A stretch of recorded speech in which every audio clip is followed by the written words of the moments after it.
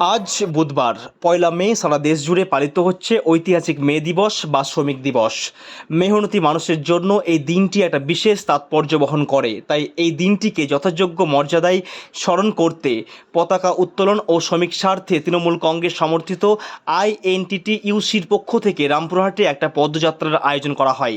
বীরভূমের রামপুরহাট শহরে দলীয় কার্যালয়ে পতাকা উত্তোলনের পরে একটা পদযাত্রা করা হয়। পদযাত্রা শুরু হয় রামপুরহাট শহর তৃণমূল দলীয় কার্যালয় থেকে এবং রামপুরহাট শহর পরিক্রমা করে পাঁচমাথা মোড়ে শেষ হয়।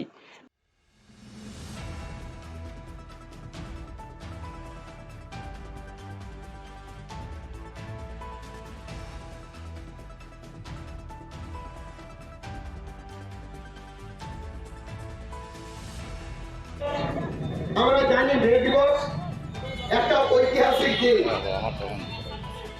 1886 সালে শিকাগো শহরে, আমেরিকার শিকাগো শহরে হে মার্কেটে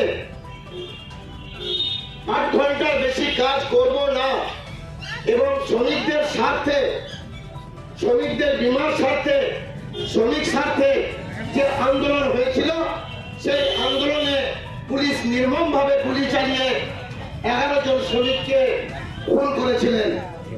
তারই সেই 1 মে থেকে আজ পর্যন্ত পৃথিবীর যত শ্রমিক আছে এই শ্রমিক দিবসটাকে আলাদাভাবে পালন করে। এখানে আমাদের চেয়ারম্যান শ্রমিক ভগত মহাশয় উপস্থিত আছেন, জেলা প্রেসিডেন্ট আইএনটিটিইউসি পিডি ভট্টাচার্য মহাশয় উপস্থিত আছেন এবং উপস্থিত আছেন রামপুরহাট শহর আইএনটিটিইউসি সভাপতি সৈয়দ সিরাজ সিমিজা, আমাদের সাহাবাদী আছেন, নেতৃত্ব আছেন, প্রত্যেক ইউনিট থেকে আসা। কেন আমি আলাদা করে নাম বলছি না, নাম যদি কোথাও বাদ যায় তারা দুঃখ পাবেন। প্রত্যেককে অনেক অনেক ধন্যবাদ এই প্রচন্ড রোদের মধ্যে আজকে এখানে আসার জন্য। আঙ্গুরদাকে 1 মিনিট খুব ছোট্ট করে বলার জন্য অনুরোধ করছি, খুব ছোট্ট করে। বন্দে মাতরম।